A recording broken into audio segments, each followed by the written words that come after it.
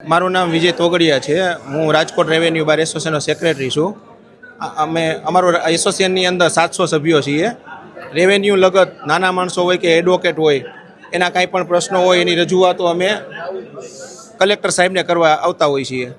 આજ રોજ city survey લગત, હેતુફેરને લગત અને બીજો મામલતદાર છે, કોઈપણ સરકારી કચેરી છે એને લગત અમે પ્રશ્નોની રજૂઆત કરવા આવ્યા છીએ। પહેલો પ્રશ્ન અત્યારે સ્ટેમ્પ ડ્યુટીનો પ્રશ્ન છે, જેમાં ભાડા કરારની અંદર 300 રૂપિયાનો જે સ્ટેમ્પ હતો અત્યારે 700 રૂપિયા લે છે, અને 1000 રૂપિયાનો જે સ્ટેમ્પ હતો 300 જે કોમર્શિયલ હતો એ 1400 રૂપિયા સ્ટેમ્પ લેવાય છે। એટલે અમે સાહેબને એવું કહેવામાં આવ્યા છીએ કે ગરીબ માણસ છે એ ભાડે રાખતા હોય છે, અને જો ગરીબ માણસને આ સ્ટેમ્પ ડ્યુટી છે આટલી બધી વધારી દેવામાં આવે તો એને અસહ્ય વધારો ગણાય। કારણ કે ભાડે કોણ રાખતા હોય કે જેની પાસે મકાન ન હોય, પોતાની મિલકત ન હોય, એવા લોકો ભાડે રાખતા હોય। ત્યારે આ વસ્તુ ખૂબ જ અસહ્ય વધારો ગણાય। એટલે એ બાબતે અમે રજૂઆત કરી છે કે સ્ટેમ્પ ડ્યુટી ઓછી થાય।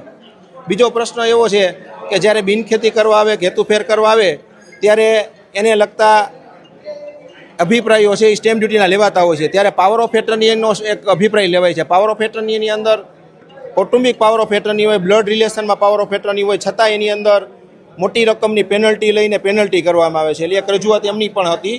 બીજી સિટી સર્વેની અંદર કોઈ પણ પ્રોપર્ટી કાર્ડ માટે અરજી કરે ત્યારે પ્રોપર્ટી કાર્ડની અંદર હેતુફેર કોઈ પણ પ્રોપર્ટી છે હેતુફેર કરવા માટેનું કહેવામાં આવે છે।